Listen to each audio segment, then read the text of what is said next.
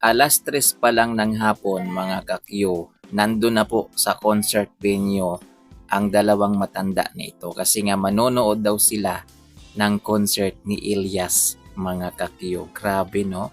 Patunay ito mga kakyo na mapabata, matanda, ayan, ay napapahanga ng isang Ilyas JTB. So pumisto na po sila nanay mga kakyo. Ayan, kasi nga idol na idol daw nila talaga si Ilyas, mga Q. So alas 3 pa lang daw, ayan, nandun na sila sa concert venue guys para bantayan, hintayin yung paglabas ng idol nila na si Ilyas JTB. Grabe no? Yan po yung mga nagagawa ni Ilyas JTB guys. Ayan, marami po siyang napapasaya. Yan, hindi lang bata Mario. Siyempre yung mga kababayan nating medyo may edad na. Yan na kapaminsan-minsan kailangan ding sumaya mga Q. So saludo po. Ayan, kila nanay at tatay guys na maaga pa lang talaga pumila na. Hindi na pumila mga Q. Kumbaga wala nang pila-pila yan. Yan, dito na talaga sila mga Q. Hanggang ngayon nandun pa sila guys. Ayan, so kinontak ko yung may-ari ng video. Nandun sila ngayon, hinihintay talaga nila yung paglabas ni Ilyas. So grabe.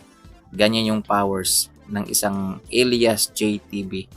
Makyo na kahit yung mga senior citizen na nating mga kababayan guys ay umaano talaga, yan pumupunta ho talaga yan para lang talaga makita yung pag-perform ni Ilyas JTB. So makikita naman ninyo guys, yan hindi lang yung mga senior citizen yung papasayan ni Ilyas, siyempre yung mga kabataan.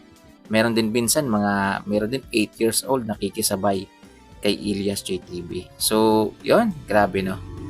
Isang patunay na ang isang Ilyas JTB ay 100% pangmasa talaga. Yan, pangmasa.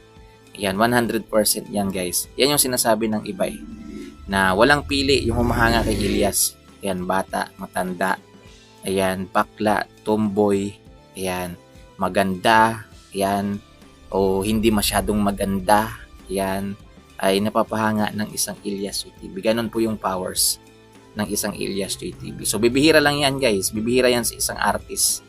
Yan kasi ngayon, 'di ba, yung mga medyo may edad na nating mga kababayan guys.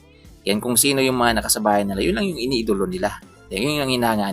Hindi sila nakaka-relate sa mga batang ngayon, sa mga batang mga personality ngayon, mga actress, artista, parang hindi sila relate. Pero iba yan pagdating dito kay Ilyas guys.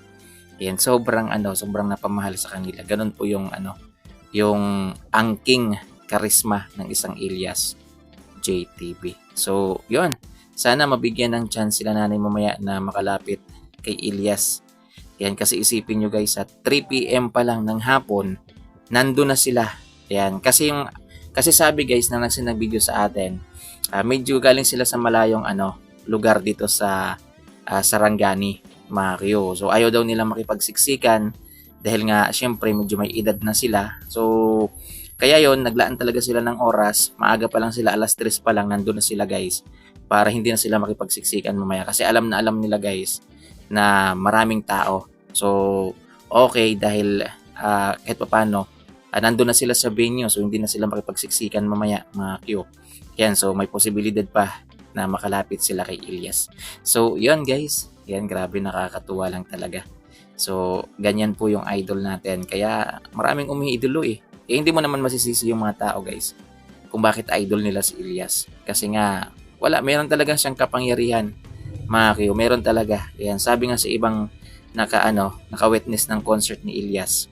Yan, parang hinahakot niya yung mga tao sa isang lugar. Yan, alam mo yung tipong ayaw daw nilang pumunta, kaso nga lang parang may tumutulak sa kanila na pumunta. Mga Q, parang ganun, may powers talaga. Mga Q, may gayuma. Sabi nga ng isang vlogger doon sa Sablayan guys, yan, para daw siyang para daw siyang may gayuma, parang ganun. Na nahumali ho talaga sa kanya yung mga manonood. So, yun guys, yan, thank you so much for watching. So, mamaya abang-abang na lang guys mga update natin dito sa aking YouTube channel. Sana po supportahan pa rin ninyo itong aking channel guys. Magbibigay tayo ng update mamaya. Ayan, so nandun na sila Ilyas, pupunta na sila.